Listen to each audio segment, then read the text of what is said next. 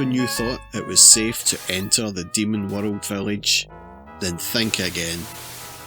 Because fresh off of creating one of the most brutally difficult video games I have ever played, Capcom decided it was time for more pain with the sequel to Ghosts N Goblins, Ghouls N Ghosts. 3 years after the events of Ghosts N Goblins, the Ghosts have returned with ghouls for revenge, initiating a mortal holocaust on the Princess Kingdom as beams of light struck through countless villagers. When Sir Arthur returns to the village, his rescue attempt was too late, as his beloved Princess Prin Prin also has her soul taken away from her body in front of his very eyes. Now, it's up to the heroic knight once again to slay his way to the hellish castle to defeat the evil Lucifer and his legion of demons and restore the souls of Prin Prin and every mortal. Or something like that. And so, it is time once again for the player to experience an even higher level of difficulty in the sequel. But this time, Capcom have decided to try and even up the odds a little by allowing Arthur to equip himself with golden armour, which gives him a special magic ability, depending on what weapon he is currently using. But apart from that, it's more of the same.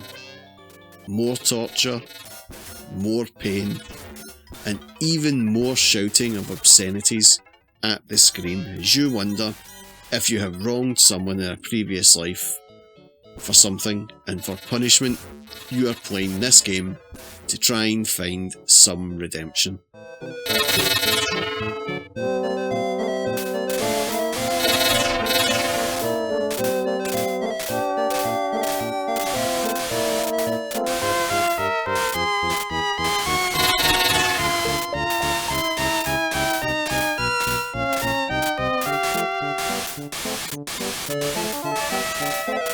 Released in 1988, Ghouls N Ghosts got a massive boost in visual quality and sound quality as this game utilised Capcom's CPS system, and when comparing it to Ghosts N Goblins, it's almost hard to believe what a difference 3 years makes. The graphics in the game are absolutely superb, and not just for 1988. I personally still think they look good today. For a start, the backgrounds seem to have a lot more going on now, and where once you would expect to find some blank space, there is now a hill, or a windmill, or clouds, or something in the background, and they are usually animated as well. The first level just looks amazing, with these skeletal remains piled up causing the ground to swell up, the details on the reapers with the scythe, the dead trees and the clouds in the backgrounds, and the gallows off in the distance. There is a lot going on in this game, and I really like this pile of feathers that just float down once you slay a vulture. And then on the second part of the level, with the trees blowing, the wind effect and the rain, Arthur slowing down as he runs against the wind, it's all these neat graphical touches that impress.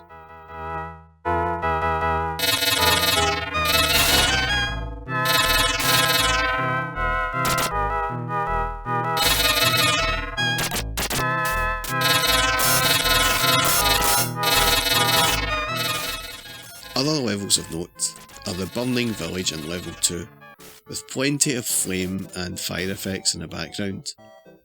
The Ascension at the start of level 3, with the castle walls in the background, and the knights that come out from either side of the walls. All with high levels of detail, and the start of level 4, with the skeletal remains you run over, the crystals glistening on the walls, the whole thing is such a huge leap forward. And then the sound is vastly improved also. The music for a kicker now has a tune for each level. Each level boss has their own tune as well, and all of these sound great. To Tamayo Kawamoto really knocked it out the park with this soundtrack. She really did.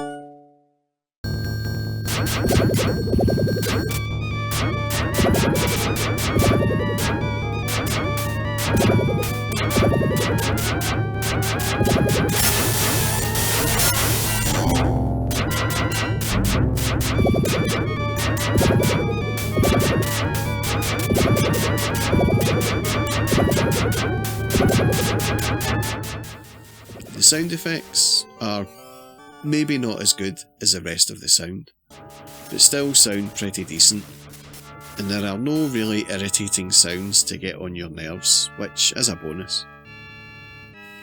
The gameplay is pretty much the same as its predecessor, but this time around, if you don the gold armour, you get a special ability that ranges from lightning bolts to this little explosion that temporarily acts as a shield as well. The challenge is still there, and possibly even a bit tougher, and you have to do 2 playthroughs to get the proper ending, which I still feel is a little cheap. But then this was a game I only played once or twice in the arcades. Just like Ghosts N Goblins, I could only survive for a few minutes, and I just felt like I would be throwing money away if I played it. But the thing I most remember Ghouls N Ghosts for was when screenshots of it appeared in magazines for Sega's new 16-bit console, the megadrive. Even though magazine reviews of the day might have only had 1 or 2 screenshots of it, the reviews all stated it was an arcade pixel perfect spot-on conversion of the arcade. And when I looked at the screenshots, I thought they were right. And Ghouls N Ghosts was one of those games that made me want a Mega Drive, along with Golden Axe and Revenge of Shinobi. So I knew I would have to get my hands on it at some point.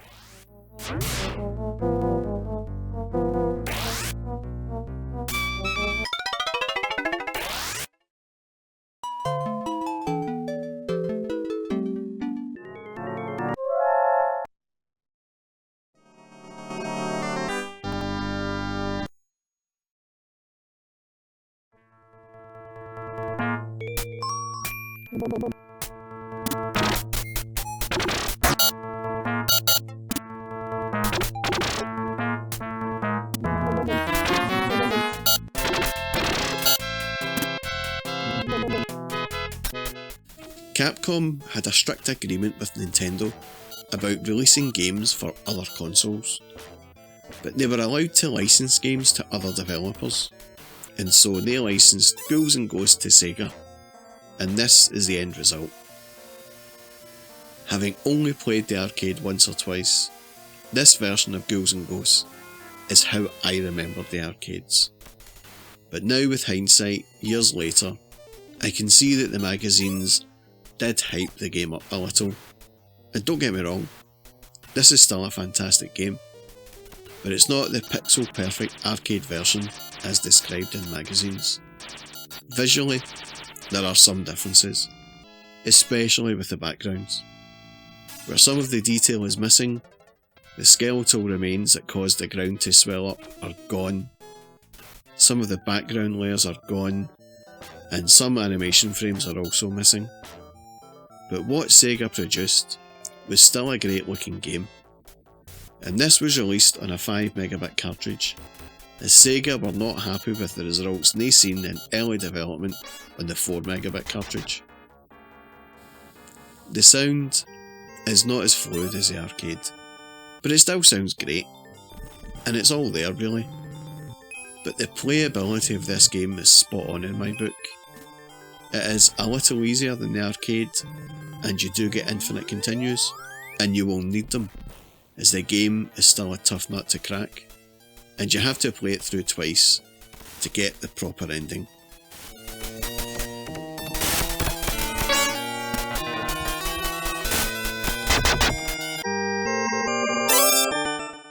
Ghouls N Ghosts might not have been this arcade perfect game, but compared to other ports on the 16-bit home micros, it was leaps and bounds ahead of them, and it really did show up the Amiga version. And with this game, Sega announced to the world that there was a new 16-bit sheriff in town, and its name was the megadrive. And it was about £200 cheaper than the Amiga. The king is dead. Long live the king. Because of the massive nostalgic feeling I get when I play this game, Ghouls N Ghosts will always be a game I come back to and play. It is way more enjoyable than Ghosts N Goblins, and just such a great game to play. How could anyone not like it? Anyway, that was my look back at Ghouls N Ghosts. If you like this video, then please do give me a sub and a thumbs up, or maybe even a comment or two below. And that's all from me, folks. Thanks for watching.